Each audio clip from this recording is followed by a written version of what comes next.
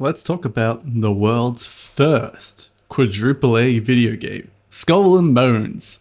Ubisoft is one of the top game studios in the world, and when this week they said they were going to make the world's first quadruple A video game, I must admit to myself, that took some balls. Ubisoft Studios has helped pioneer some of the best games ever made and helped advance computer graphics and game design to what we have today. From Rayman to Prince of Persia, Anno, Settlers, and most recently Avatar Frontiers of Pandora. You cannot deny that Ubisoft has made some great games. However, Skull and Bones might not be the best suited game for the prestige that is quadruple A gaming. The development for Skull and Bones has been nothing short of the biggest management failure in all of video games history. From sexual abuse allegations, delays after delays after delays, and potential horrendous crunch time that allegedly could have been ongoing for many years. Back in 2013, a very popular version of Assassin's Creed came out, Assassin's Creed Black Flag, where one of the core gameplay loops was naval combat with AI ships in the Caribbean seas. It was nothing short of the best naval combat ever made in a video game to that date.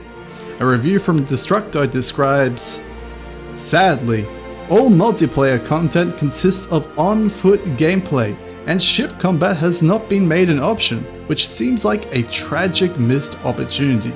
And it is this missed opportunity that Ubisoft wanted to capitalize on. What could go wrong? The strongest element of a much beloved game stretched into its own fully fledged quadruple A game? Seriously, how bad could it get?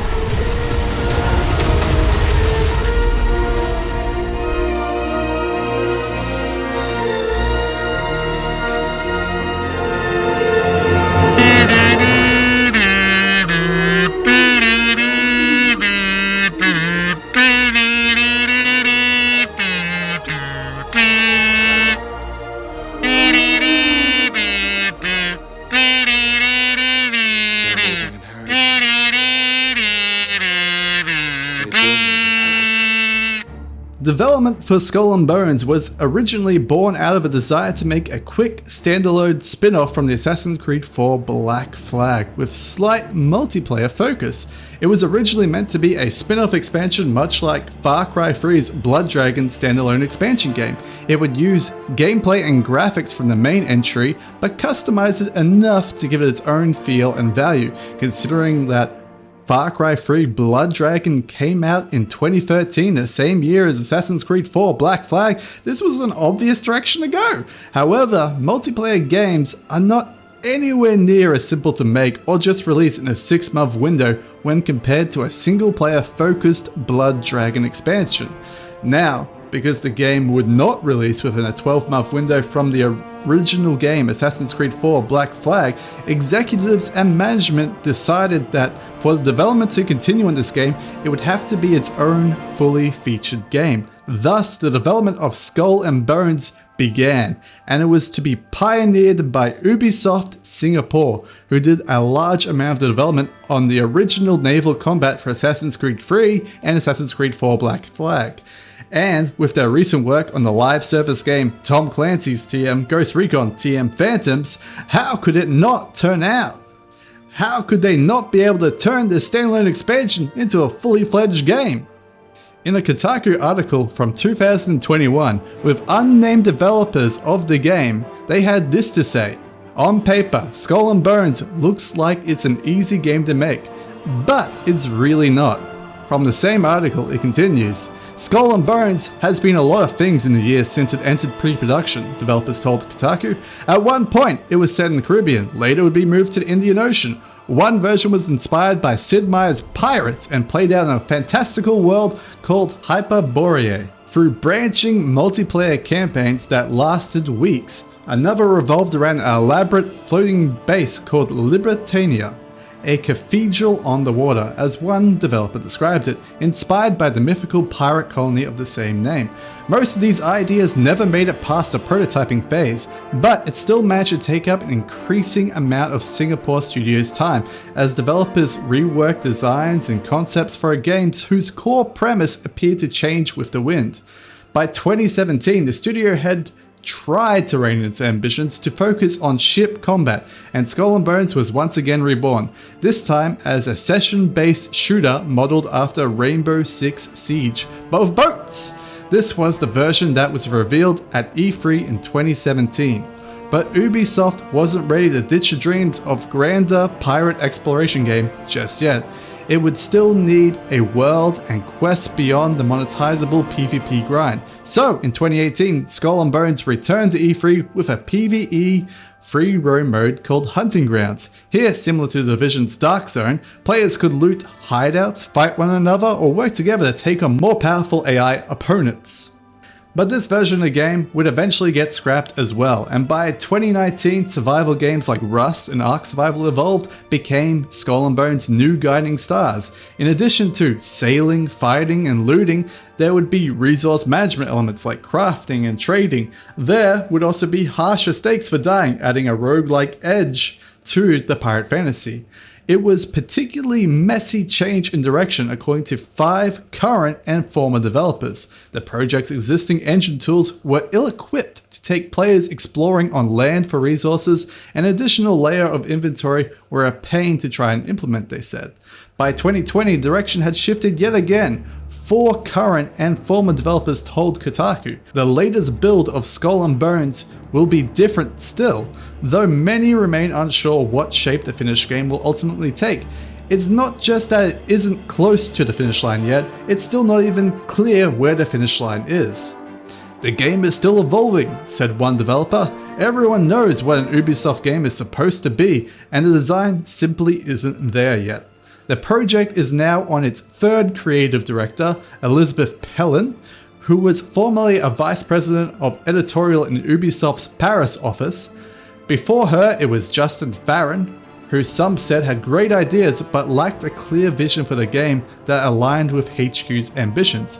And before that, it was Sebastian Puel, a long-time Assassin's Creed producer from the Montreal office, who had little experience in designing a multiplayer game. They said each new creative director would be accompanied by a big leadership shakeup. 5 current and former developers said producers, game directors, and creative leads would all jump ship or be pushed overboard during these periods. A pattern of upheaval that has taken a massive toll over the life of the project.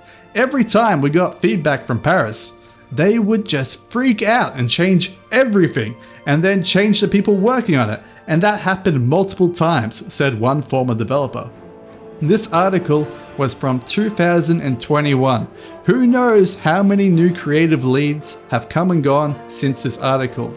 It's plain to see that it's not smooth sailing over at Ubisoft Singapore, with Ubisoft's management committee changing their mind every 6 to 12 months.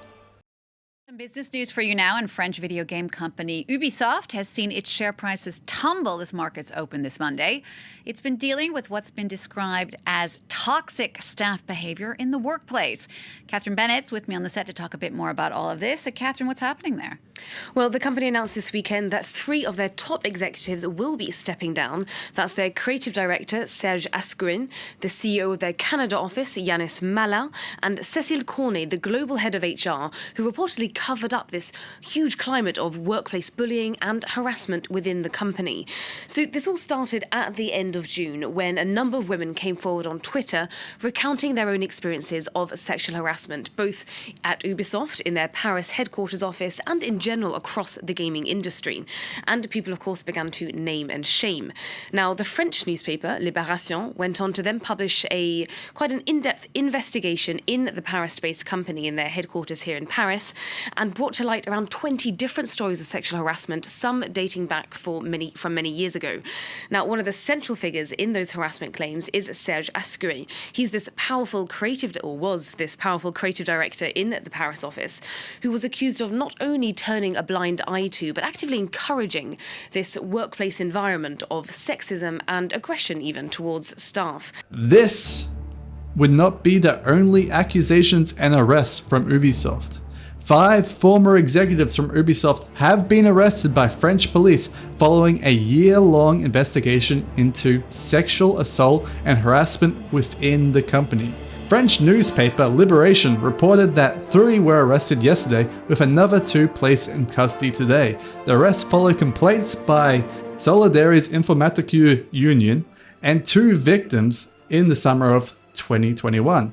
It is being handled by the Public Prosecutor Office in Bobigny, a district of Paris. Ubisoft has repeatedly stated, though, that it has enhanced reforms designed to improve its work culture, such as hiring more women, enacting mandatory diversity and inclusion training, and even embarking on a 5-year plan to improve racial, ethnic, and cultural diversity within Ubisoft. However, according to devs, all the recent additional harassment, abuse, and D&I training has taught managers the one thing they don't need to be taught is how to say the right things, or at least not say the wrong things and appear to act correctly. But in my experience, much of the change is superficial, according to one dev. On top of all this, Ubisoft run studios have to suffer through mandatory crunch. Adding to the problematic issues surrounding management, the sources from Solidaires Informatique Union also revealed claims that the core team was constantly reassuring developers that Ubisoft Paris would hire more staff and not push paid overtime on the team. Needless to say, the promise was not kept. What initially began as a controlled system became more commonplace as time went by. Now this is where NME's report comes in. A Ubisoft employee involved in Just Dance 2023 development confirmed they worked 13-hour shifts while the game was being developed. Additionally, some QA workers reportedly worked from 10 AM to midnight, with some individuals working even longer. Adding to this is the claim that some employees were explicitly encouraged to work overtime. To add to the pile of issues, we also have the claim that Just Dance 2023 also had a lot of demands from Ubisoft HQ, which was constantly challenged the project. They want us to be the first game as a service and big live game of the Ubisoft portfolio, claimed the source speaking directly to NME. We showed them a realistic roadmap to realize this, and they just refused. Moreover, the problem has affected every sector at Ubisoft Paris, not just the Just Dance 2023 development team. All of this has resulted in a crunch culture at Ubisoft Paris that has resulted in lots of burnout and horrid conditions for workers.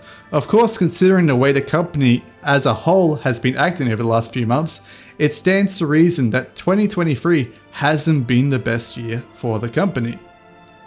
I would, however, like to note for the viewers listening at home that Ubisoft Paris is not Ubisoft Singapore. It is just an example of news from a partner company led by the same parent company. This being said, in July of 2021, Ubisoft Singapore was accused of misconduct against its employees, and the Singaporean government investigated into these claims in January of 2022. The Tripartite Alliance for Fair and Progressive Employment Practices, the TAFEP, in Singapore has completed its investigation into the studio Ubisoft Singapore. That the TAFEP has concluded that Ubisoft Singapore has a structured system in place to handle any workplace misconduct reports, and that the past reports were handled appropriately.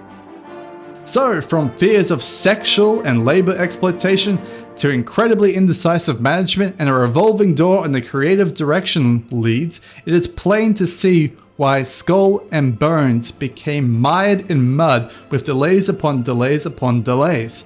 However, if these internal problems weren't enough, 2 other independently developed games would cause massive shakeups for the Skull and Bones team. Between the release of Assassin's Creed Black Flag in 2013 and an announcement of Skull and Bones in 2017, there would be 2 massive games announced and released that would show Skull and Bones in a most unfavorable light. The first was the announcement and release of Rare's own pirate type game, Sea of Thieves. This was announced at E3 in 2015 and released in March of 2018 with some mild criticism. In Sea of Thieves, you play as a pirate in a large multiplayer sandbox where you compete with other players for loot and plunder. Most objectives in the game are designed for small co-op groups to fight against AI enemies on the open sea and on the land, as well as PvP fights over the treasure. In the end, most of the initial problems in the game were to do with lack of content for the players who were playing the game.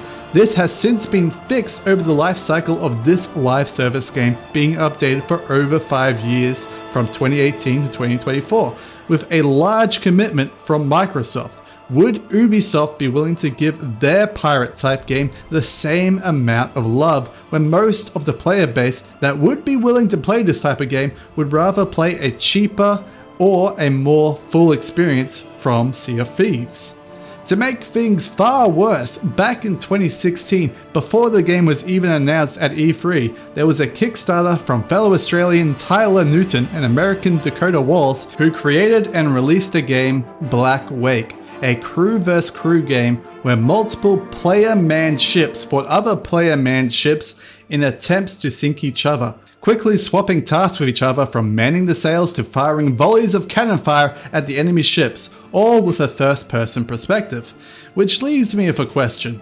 If a quadruple A video game cannot compete with an indie game from 2016 in the multiplayer crew vs crew perspective, and cannot compete with the AAA pirate live service game from Microsoft in features, how could they shamelessly ask for top dollar or even boast that this is the world's first quadruple A game? Well, I guess it isn't up to me to decide. It's up to you guys at home. But I think I might just play a different pirate type game this weekend. G'day and goodbye, mateys.